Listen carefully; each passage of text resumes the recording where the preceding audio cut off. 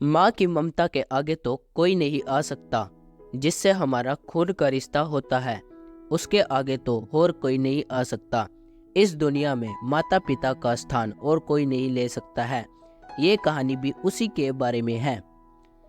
एक 7 साल के बच्चे की माँ की एक गंभीर बीमारी के कारण मौत हो जाती है। कुछ समय के बाद उस बच्चे के पिता अपने बच्चे को माँ का प्यार मिले ये सोचकर एक दूसरी शादी कर लेते हैं। एक दिन माता पिता मन ही मन सोच रहे होते हैं कि क्या मेरा बच्चा अपनी नई माँ के साथ खुश तो है ना? क्या मेरे बेटे को उसकी पुरानी माँ की याद तो नहीं आती ना?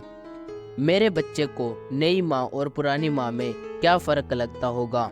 वो अपने बच्चे को अपने पास बुलाते हैं और पिता अपने बच्चे से पूछता है कि तुझे तेरी नई माँ और पुरानी माँ में क्या फ़र्क लगता है?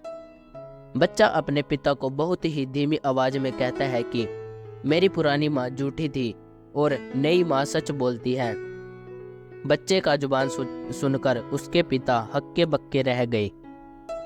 पिता ने बच्चे से पूछा कि जिस माँ ने तुझे जन्म दिया और पाला पोसा, इसके पाल पोस कर इतना बड़ा किया, और वह माँ तुझे झूठी क्यों?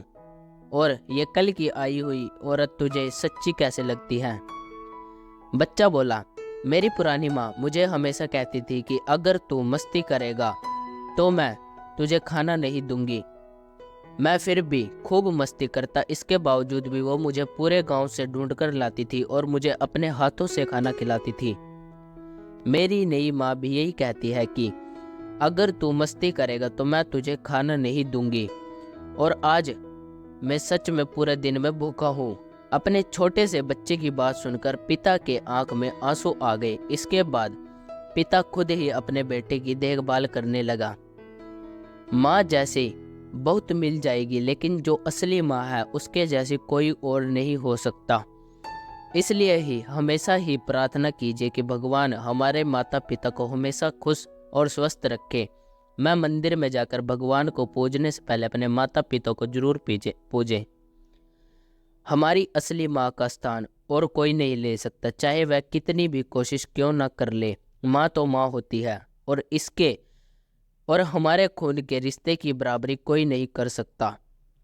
आपके क्या विचार हैं इस बारे में मुझे कमेंट में ज़रूर बताना। धन्यवाद दोस्तों।